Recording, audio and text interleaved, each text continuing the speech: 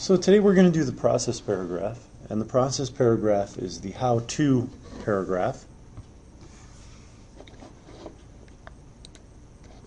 Basically, a process is a series of steps that will eventually lead to a desired result, but also a process paragraph explains how to do, create, or understand something.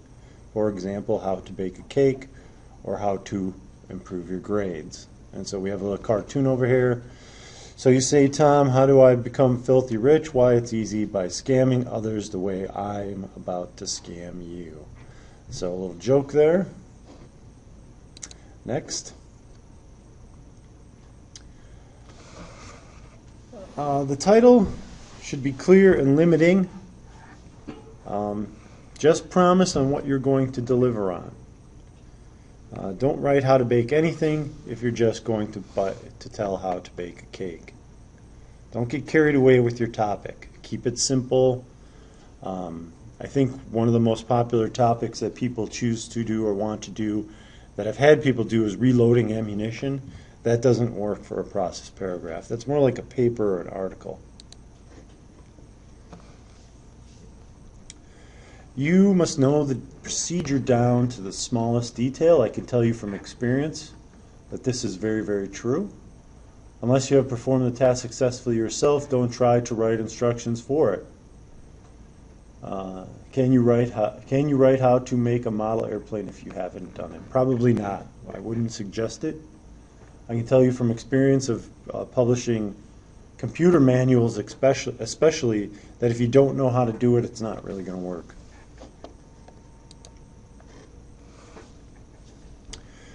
Remember that good procedures divide the process into logical steps. They also guide readers through the steps in order to reduce the likelihood of mistakes. For example, what are the steps to log into Vista? Or now, of course, it would be Windows 7.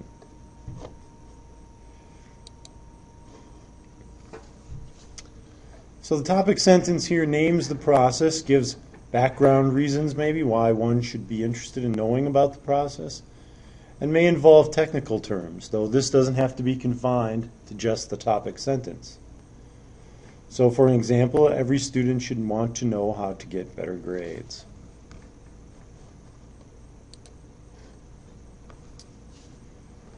What parts are in the body sentences? Well, you want to present the steps of the process in a clear manner and in sequential order. Transitions like first and last illustrate the sequence, and to add interest so that the paragraph doesn't sound like a mere laundry list. Excellent point. Also, you want to make sure that if you use like lastly, that is it then. I have seen where people will write lastly, and then right after that, lo and behold, is a finally. No. There's only one lastly, one finally. And remember, you want to write out all of those. So first is F-I-R-S-T, not one and S-T.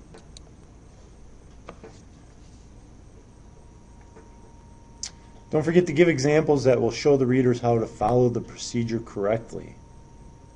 Using brakes on ice, for example, seemed only to speed my car up. It slid off the road and hit a tree with a most tremendous wallop.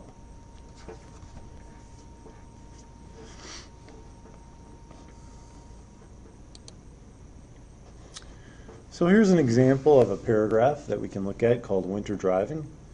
If you drive in winter conditions, knowing 5 steps possibly can save your life. First, be sure your car is ready. Check the tires, tread, and air pressure, the battery, and the antifreeze. Second, stock your car with emergency roadside supplies. Have a flashlight, jumper cables, and a shovel. Third, practice winter driving in an empty parking lot.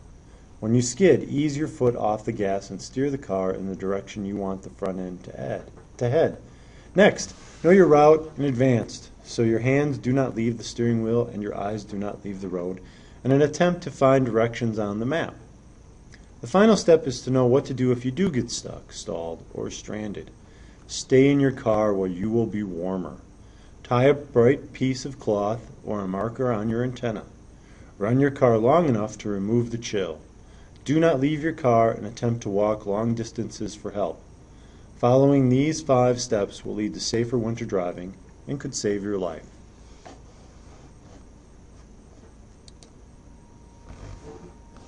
So here we have our topic sentence. If you drive in winter conditions, knowing 5 steps possibly can save your life. And then we have our main points, which are highlighted by first, second, third, next, last, and so on. And then kind of a summation here as to why this matters.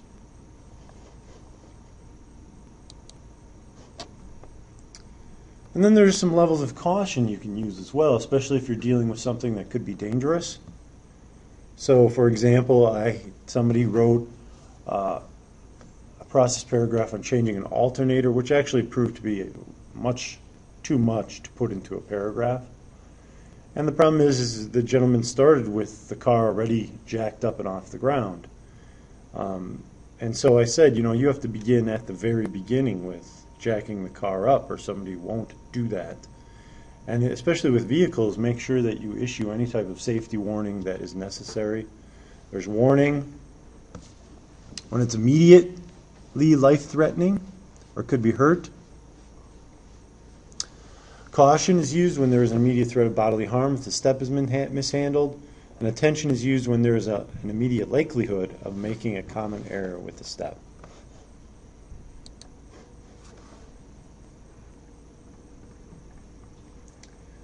For the conclusion, basically you want to summarize major steps and a complex procedure to review for the readers what's going on.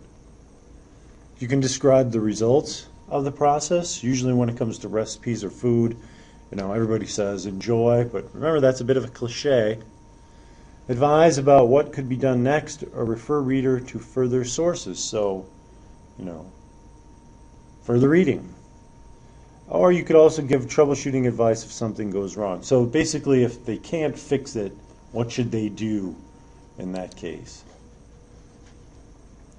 So here's the one called car buying. Buying a good car takes several steps. First, you must decide on a new car or a used one. You must also figure out your budget and know how much you want to spend. If you decide to buy a used car, check the Blue Book values. Research new cars in consumer magazines and the internet for price, safety, and value. Road test to see how the car handles on the freeway, city streets, and on curves. Check the brakes. Listen for sounds or squeaks inside the car from the engine or in the wheels. Ask family and friends about the car. Most dealerships will let you take the car off the lot and have a computer analysis performed on it. These steps can help you select the right car for many years of reliable transportation. As you can see, I illustrated there one of the problems with reading your own work, although this isn't my paragraph. I've read it so many times, though, that I want to automatically in my head, I want to have a computer analysis, I want to put in performed on it, which seems to me to be more correct. So you always have to be careful with that. Reading words that aren't really there. So the topic sentence is buying a good car takes several steps. Okay? And then you have some choices, main details, new or used, how much, Blue Book values, it's really Blue Book values, road test, ask around basically, and then computer analysis. And the final sentence repeats why it's important to do all these things. These steps can help you select the right car for many years of reliable transportation.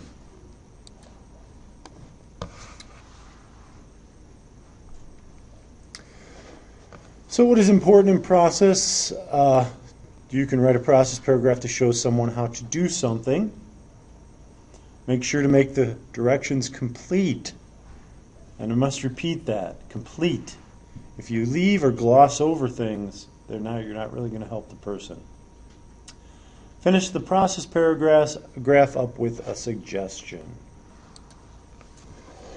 So that's the end of that part. And now we're going to go to some of the examples and a little bit of what I have to say.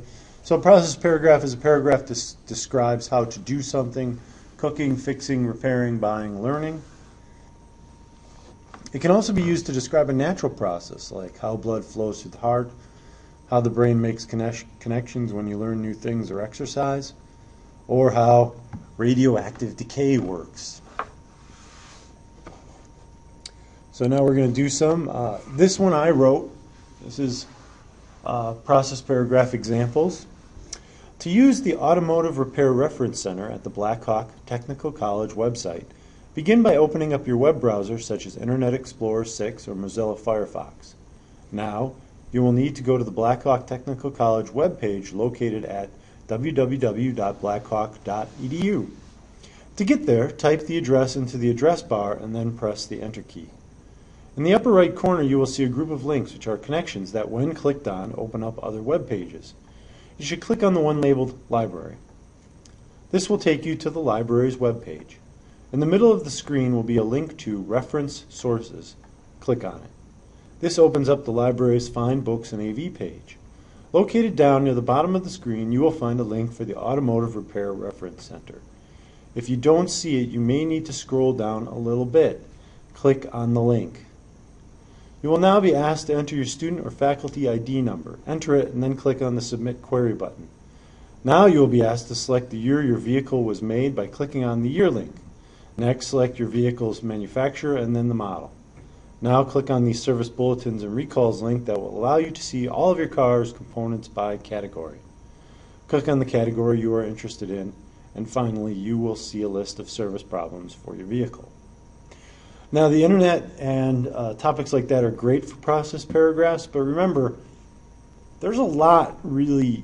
This is a rather long paragraph. I wrote this, and you can run into problems with these types of issues because you have to wonder, where exactly is your reader? Do they know what the address bar is? Do you have to explain that? And at some point in time, you have to assume some basic knowledge that if they're reading about the internet, they should know something about the internet, I would hope. So there are some assumptions that you do have to make about the reader at some point in time. Otherwise, you're just going to go back further and further with information until you're off what you were talking about originally. So here we have one of the favorites, a recipe. So this is a great Southern style rice dish, but that's just my biased opinion. First, get a 5-quart pot and gather your ingredients. 1 pound chuck, 1 pound sausage, 1 or 2 skinless chicken breasts, 1 chopped bell pepper, 2 chopped onions, 1 or 2 minced garlic cloves, Cajun seasonings and spices, 1 stick of butter, 3 cups rice, 4 cups water, and 1 small bottle of Kitchen Bouquet. Now, Kitchen Bouquet is a trademarked name, so this would be a good place to put that TM sign in parentheses after it, because that does tell the reader that that's a trademark name, that you should look for that. Second, brown and drain ground chuck and sausage, slice first. Okay, that one has a chronological order part. It should be second, slice the sausage and then brown and drain it after you cook it, or something like that. Slice first should not be last. It should be first. Otherwise, you're going to have people who do that, and then they're going to read slice first after the fact. Set this aside. Third, cube chicken breasts. In 5-quart pot, combine chicken, chopped onion and bell pepper, and minced garlic with butter and Cajun seasonings and spices, such as cayenne pepper or Cajun seasoning mix. That's a bit of a mess there. Saute and cook till done. Till is actually until. You're not allowed to abbreviate it without that mark, but it still shouldn't be abbreviated at all. It should be until. Next, add ground chuck and sausage to mixture, as well as 3 cups of rice, 4 cups water, bottle of Kitchen Bouquet, and a few dashes of Worcestershire sauce. Worcestershire sauce, I believe, is spelled incorrectly. It gives a little extra flavor. Mix together well, cover, reduce heat, and cook until water is completely absorbed. You may stir once or twice. Lastly, serve alone or with any kind of bread, and enjoy a taste of the South. So this is the first of 2 puppy chow recipes. Begin by combining 1/2 cup peanut butter and 1 cup chocolate chips in a microwave-safe bowl. Microwave for 1 minute. Then is time. Than is comparison. So that's the wrong than. This should be then. Stir to blend all the ingredients thoroughly. Next, add 1/2 teaspoon vanilla. Place the 9 cups. Place the 9 cups of Chex cereal in a very large bowl. Chex should be capitalized. Now pour the peanut butter chocolate mixture over the cereal and toss evenly, making sure all the cereal gets good covering. Finally, this should be not finally, coat with powdered sugar, sprinkling evenly over the cereal and tossing as you sprinkle to cover each piece well. Here's the second one of the two. I don't know why it's so small, but it is. First, you should combine peanut butter, margarine, and chocolate chips into a microwavable safe bowl. Second, microwave ingredients for 1 minute and then stir to blend all ingredients thoroughly. Third, add 1/2 vanilla extract, 1/2 of what I'm not sure. Stir well. Next, place 9 cups Crispix. Crispix should be capitalized. After, pour the peanut butter chocolate mixture over the cereal and toss evenly, making sure all the cereal has a good coating. Finally, coat with powdered sugar, sprinkling evenly over the cereal and tossing as you sprinkle to cover each piece well. Ugh, that one's not so good. This one. When a judge believes probable cause exists based on information written from a law enforcement official, the judge will direct the warrant to a law enforcement officer. The requirements for a valid search warrant state that the particular subject matter of the search must be described, must also be based upon a sworn complaint or affidavit showing probable cause. The warrant may be executed anywhere in the state by a police officer with police authority in the search location. Search warrants must be executed and served by midnight on the 5th day, counting holidays and weekends following its issuance. Yeah, that's not really a process paragraph. There's not enough process there. It's just more like a definition. So this is not good. So here we have the flower one, and this is a rather long one. When you think of planting flowers, you may think it's pretty straightforward. Dig a hole, set the flowers in the hole, pull the dirt back into the hole around the flowers, then water. Well, that's actually pretty close, but for a full, bright, beautiful flower garden that will last all summer long, there's a little more to it. Probably the most difficult step is selecting the flowers. When selecting flowers, keep in mind the location. Will they receive full sun? Perhaps your flowers will be covered by shade. Will the flowers be going into a pot or into the ground? Either way, poor soil will lead to slow growth. So, think of purchasing a couple bags of potting soil. It's relatively cheap and has all the nutrients that flowers need for healthy growth. Now it's time to plant. Dig a hole 4 times the size of the root ball. Take a handful of potting soil and place it in the bottom of the hole. Then gently pull the flower out of the plastic container and place flowers in the hole, making sure it is level with the ground. With your potting soil, fill the rest of the hole, making sure to push the soil down firmly around the flowers. Step 3, this is by far the simplest step, watering. Remember, don't overwater. When the water starts to pool on the soil, stop. Around 7 to 10 days after planting, this would be the best time for a little plant food. Miracle Grow is my favorite. Then, reapply plant food every 7 to 10 days. The last and final step in maintaining your flower garden is to make sure that you pull any dead or wilted petals off the flowers throughout the season. This will ensure new growth. Following it should be, these simple steps will have all your neighbors jealous, and you'll have a beautiful flower garden for you and your family to enjoy all summer. This is very good, but I mean, it has a few mistakes here that have to do with parallel construction, like in this area, and the parentheses shouldn't really be there. So, but all in all, it was good. Very good. So here's another one about a pastry chef. Being a pastry chef takes a lot of time and patience. To be a good pastry chef, you have to be precise. Unlike other types of chefs, they can add a pinch of this or a pinch of that and it will still taste great. It doesn't work like that in pastries. You have to have technique and precision, otherwise your dish may come out wrong. One little mess up in your favorite dish will come out tasting horrible. Therefore, when you're making pastries, you must be careful and take your time. Also, you must keep an open mind and be very creative, and your pastry dishes should come out great. This really isn't a process paragraph. It's more like a pastry chefs are great paragraph. It's just a bad example. So here we have about pork chops. Do you like to cook but are intimidated by recipes? There are a lot of cookbooks today that are for inexperienced cooks or people on the go. They are easy to follow and don't have complicated recipes. An example of one I found is pork chops with apples and stuffing. Heat oven to 375 degrees Fahrenheit. Prepare 1 6-ounce package of stovetop stuffing mix for chicken as directed on the box. Spread 1 can, 21 ounces, of apple pie filling into the bottom of a 9 by 13 inch baking dish that has been sprayed with cooking spray. Then place 6 boneless pork chops on top of the pie filling. Then the prepared stovetop on the pork chops. Bake for 30 minutes uncovered. Bake an additional 10 minutes or until pork chops are cooked through and have reached a temperature of 160 degrees Fahrenheit. A food thermometer can be inserted into the thickest part of the pork to determine if it has reached this. Once you have taken it out of the oven, serve each guest 1 pork chop with some stuffing and pie filling. This recipe serves 6, 1 chop per person. It is simple and delicious to make for any occasion. So a couple of things.